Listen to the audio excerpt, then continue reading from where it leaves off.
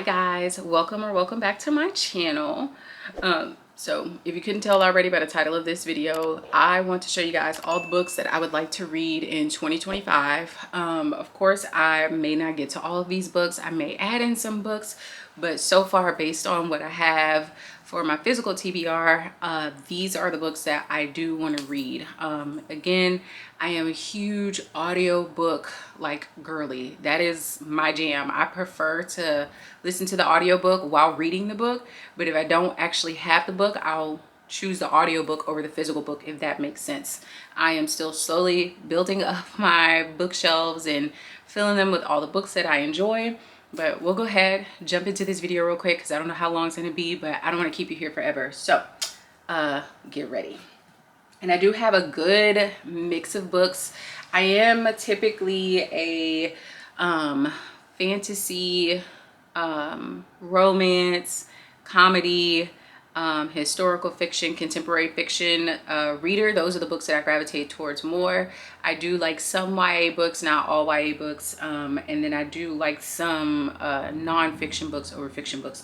But I'll go ahead and jump into the first one because I am super excited about this, and I just finished the first book, I want to say 2 days ago, on January 3rd. Today's January 5th when I'm filming this, but this is the second book in this series. The third book is out. I haven't gotten it yet because the third book is only available in hardcover, not paperback, and all the books that I have for this are obviously paperback with this beautiful sprayed edge detailing. I do have my bookmark in here because I do need to start reading this, but this is Children of Virtue and Vengeance. Already finished. Where is it? Children of Blood and Bone. And let me tell you, this book is a 6-star read for me. This was phenomenal. This is the first book I read this year, and I finished it in 3 days or 2.5 days, something like that. This was amazing. So I ordered this book when I was halfway into this book, and I'm waiting on that third book to be available as paperback. So that's the first book, and I cannot wait for that. Now, speaking on like staying in that realm of things, the next book that I do want to read, I'm trying to get it here because I do have this is a series as well. I do have the first and second book.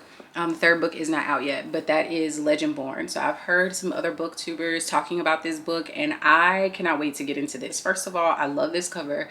I love seeing like Black people or just strong Black women on the cover. It's like just looking powerful, amazing. Like, I love this. I cannot wait to get into this. I've heard great things. Again, I do like to go into all of my books a little bit blind. I don't like to know too much other than the character's name and maybe like a sentence or two about what the book is about. But this is supposed to be similar, not exactly like, but as far as like, you know, strong Black women as the main female characters, and then some kind of magical element thrown into there. So I am super excited to read this one, and I do have it queued up on Spotify so that I can read along or listen along. And then I also have the second book, which is Bloodmark, and I think the third book is called Blood Oath.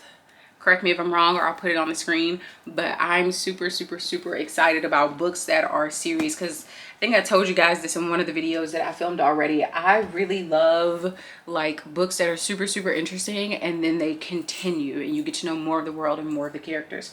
So that's the first 3 books that I would like to get into. The next couple of books, sorry, my pile just kind of like fell apart over here. The next book is A Love Song for Ricky Wilde by Tia Williams. I did read 7 Days in June, and I absolutely love that book. I think I read it in July or August, and it was surprisingly beautiful. And also I resonated more with the female main character in that book than I thought I would. So I cannot wait to read this. This is supposed to have a little bit of magical realism in it, and I love like that specific trope. I don't know if you guys will call that a trope, but I do love a little bit of magical realism, and I'm trying to really mix up my my TBR, physical or, you know, non-physical. I really want to do a good mix of people of color because they do not get enough credit or hype, and I want to be on that bandwagon. So I cannot wait. And I know she has a couple of other books that I am ready to get my hands on. I think one of them was turned into a Netflix series, so or is it Netflix or Hulu? It's one of those, but we'll see. The next book that I want to read, and it should be super easy, it is Before the Coffee Gets Cold, and I do not want to butcher this author's name because it is in Japanese. I think it's Japanese. And then this book is actually a part of a couple of series. Some of them are on the back, and I have seen them in Barnes & Noble, so I am ready to, like, once I get through this one, if I really like it, I'll go pick up the rest. But it was translated from Japanese into English, so I am interested to see what this is about. Again, I have no idea really what this is about. It just looks really like cozy, and it is a very, very quick read, like very, very thin. The next book, y'all, I'm so happy about this. It's the second book to Assistant to the Villain, and then she also has a third book coming out later this year, and I cannot wait. So I am so ready to get into this. I love the sprayed edges. So yes, Apprentice to the Villain is the next one that I would like to read. My book club book, and I'm saying book club, but it's really just like me and my boyfriend. He chose the book last time, and we read like a thriller mystery, and that's not really my thing, but for him I did it. So my pick, and we're gonna be on this for a while because it is a very, very long series. I think it's like 6 or 7 books, but we're gonna be reading Hooked by Emily McIntyre, and then we'll continue to go into the rest of the books. But I love a good villain origin story. Like, I love to know why the villains are the villains, or why things went the way that they went, for people to assume that they are like the bad guy, the evil. So I am super excited about this. The only thing I know about this book is that it is a Peter Pan retelling, and it's really focused on Captain Hook, or Jane. I think his name is James. Yes, his name is James. Again, I've seen this book all over BookTube and Bookstagram, but this is going to be my first time reading it, and we should start reading it sometime this month. I'm praying I can finish it this month because it is only, is this the epilogue? So before you even get to the epilogue, it's like 47 chapters, 300 something pages, so it's really not that bad, but I can't wait. And then I know the last book that just came out is called Hexed. It is a Little Mermaid retelling focusing on Ursula, so I'm excited to get through like this entire series and have those physical books. So yep.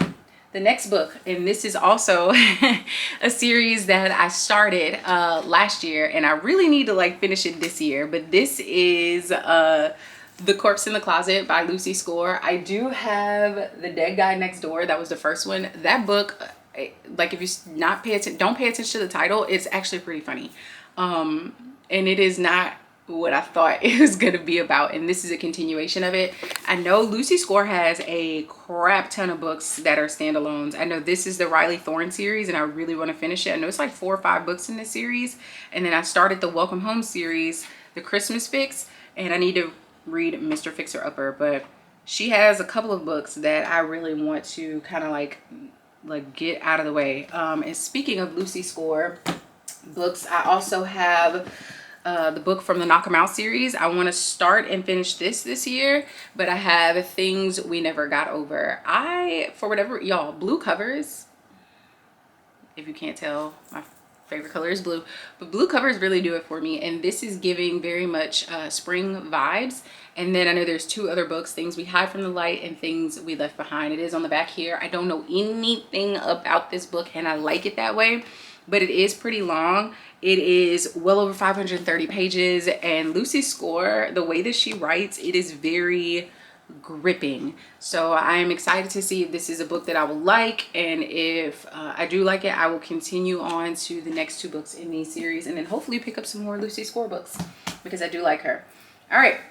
And I guess this book is just the series theme, because I didn't even pay attention to how this ended up playing out, but it seems like a lot of my books are either starting series or finishing series. The next book that I want to read this year is Daydream. This is a Maple Hill series. This is the last book. I do have Icebreaker and Wildfire. I know a lot of people don't like Icebreaker, or they're like, you know, on the fence about it, but I enjoyed Icebreaker, and then I really enjoyed Wildfire, and I really hope I enjoy this because this has some mixed reviews, but I know everybody's super excited about Henry's story. Again, I remember Henry from the first book, like just barely. So again, I'm going into this blind, and this cover is adorable. This is giving a spring-ish book as well, so we'll see. But yeah, this is the last book in that series, unless they decide to do one for another one of the hockey players, so we'll get into it. I do have let me see, I guess I can keep going with like the books that are in a series and then stop from there. So the next two books that I want to read, especially before the third book comes out, because I definitely want it, and I love these covers, they are stunning. Kennedy Ryan's books.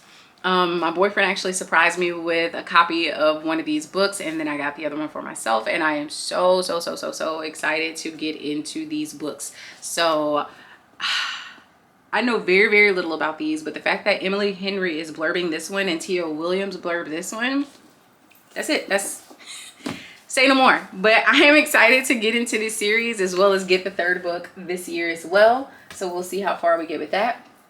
Let's see, another book series, I think, or it's a duology, I'm not sure. I don't think there's a third book in here, but I do want to, is this it? Yeah, I think there's another one. There has to be another one, but another Megan Quinn book, Bridesmaid for Hire, and then I think the other one is called Bridesmaid Undercover or Undercover Bridesmaid. I'll put the book like right here just in case, but I do want to start this one. This is giving like wedding season vibes, and that usually is a book I would probably pick up. Something like this I would pick up in the spring or summertime. Honestly, I'm not really the person who follows the seasons unless it's like, this is specifically for Halloween, this is specifically for Christmas. Otherwise, I just kind of read the books whenever. I do tend to be a big mood reader, but for the most part, if I know I have a book that I have lined up, I will read it in order. Otherwise though, this seems like a good book, and I do want to get the second one that is with this one, and then I also want to finish the Kane Brothers series. I did read a Not So Me Cute last year, and then I do have So Not Meant to Be and A Long Time Coming in Kindle, on the Kindle app. So another Megan Quinn book. I'm hoping it's just as good, just as funny. My stack is getting real big over here. And then I guess continuing on with the series, I want to go ahead and read some more books by Abby Jimenez, because she has another book coming out that I cannot wait to read.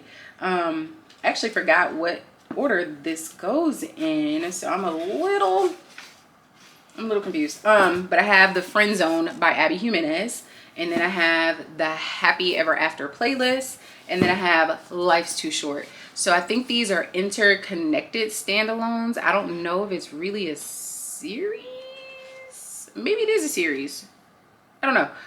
But I love Abby Jimenez's books, her writing, like something about this just like makes my heart so happy, because she does stories so well. They like rip you up inside and then put you back together and then just leave you with like the best feeling afterwards. And they also help you discover a lot about yourself, or at least that's how I feel when I read one of her books. I did read Just for the Summer, and I actually did read this in the summer, and this book, the cover is so misleading, because I thought it was gonna be a happy-go-lucky, like cutesy romance or whatever, and it was, but there were also some deep topics covered in this book. And I didn't realize this also goes really well with Yours Truly and Part of Your World, because I read those books, I want to say the year prior, and I had no idea they were interconnected standalones. I don't think you have to read them in any particular order, but if you read those two books first before you read this one, everything in this book will make sense. And this book just, it did it for me. I'm definitely a Abby Jimenez like fan. So yeah, let me put that there. Okay, and then the last series that I have, and I'm hoping this is it, because something about like buying series will really eat up all your money, but the last one that I have is the Mine F series, and this is books 1 through 5 in this one thing. So I'm gonna count it as one book, but it's technically 5 books. I heard about this sometime last year, and I ordered it while I was on deployment, and I'm hoping this is the year that I can get to it. It seems, I think the thing that I remember about this is that it is dark mafia romance. I have never read a book like that, and I got 5 in 1. So I'm hoping this is good and that I like it and it's not like too crazy or whatever the case is. But I am excited about this because I've never heard of St. Abbey, and this whole series was so intriguing to the point where I bought like the one big series. So another series. And then The last 4 books that I have here, they are not series.